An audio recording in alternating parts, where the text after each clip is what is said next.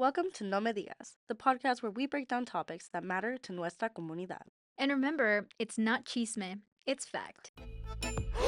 No me digas.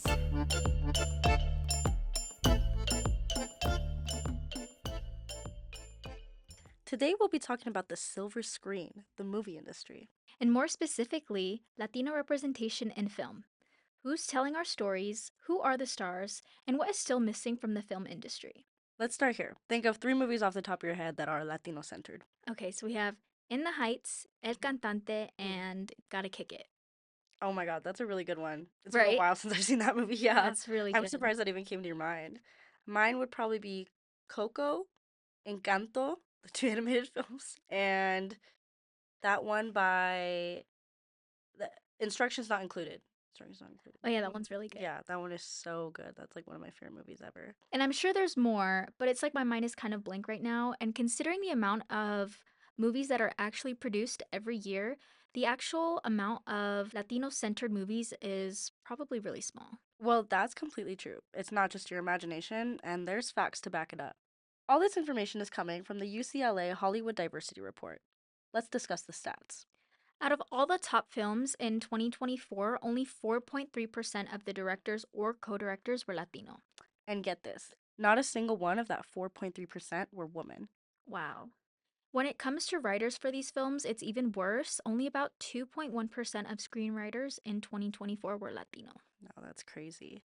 And this one is really unfortunate. Only 1% of lead actors in theatrical films last year were Latino. And even when we do not get roles in movies, typically Latinos do roles that are not accurate portrayals. For example, we have gang members, maids, or really raunchy, sexy Latinas, No, etc. yeah. I mean, even if it's a slightly more accurate portrayal, most of these films usually represent US Latinos or they're Mexican centered. I mean, I can't even think of a movie, the only movie I can think that centers around like Colombians, for example, would be Encanto. And even then, it's like a animated film centered around magic and like not, a realistic timeline. And like, yeah, the family interactions were good, but it kind of feels like even then, Latino culture and like our interactions are all lumped into one single group. Yeah, it's true. I mean, obviously, as Latinos, our culture does overlap, but depending on where you are, where you live, you have different experiences as Latinos. And someone born in the Dominican Republic isn't going to have the same Latino experience as someone, let's say, that's born in Mexico. Hmm. I think what a lot of Latino movies are missing the mark with is not just making sure that Latinos are being properly portrayed, but that the intersectionality between our different experiences and cultures is also being properly portrayed. We're not invisible, we're just not centered. But why don't we shout out some people in the industry who are really putting in the work? For popular directors, we have people like Guillermo del Toro. He's been in the game like for a very long time. I mean, he's been making movies since before you and I were even born. And he's always been very, very proudly Mexican. He actually co founded the Guadalajara International Film Festival in 1986, so he's been representing us Mexicanos for a long time in this industry. And also Eugenio Derbez, he's a triple threat. He's an actor, director, producer. His work is also very centered on bilingual and bicultural families as well. Mhm. And I mean, I've known about him since I was a kid too.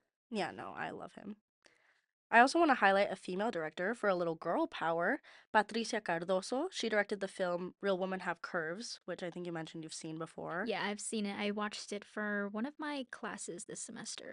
No, that's so fun. It's a really good movie. I mean, it's been a minute since I've seen it, but it was one of the first movies made that's based on a like Mexican American Latina and just her experience with her body image and just family issues, and it's very relatable. I mean, as a Mexican American, it's very relatable, and it's very nice to see that there was these accurate portrayals of us, even as far back as 2020 or 2002 is when she made it. She actually was the first Latina director to ever win a Sundance Audience Award, which she won for that specific movie as well. And if you also support your fellow Latina actresses, I suggest you go watch that film because it's actually America Ferrera's debut film as well, which I love that woman. I don't play about that woman. Um, so yeah, as of 2022, they're actually making that film a musical adaptation as well. So I suggest taking it out. It's an amazing movie.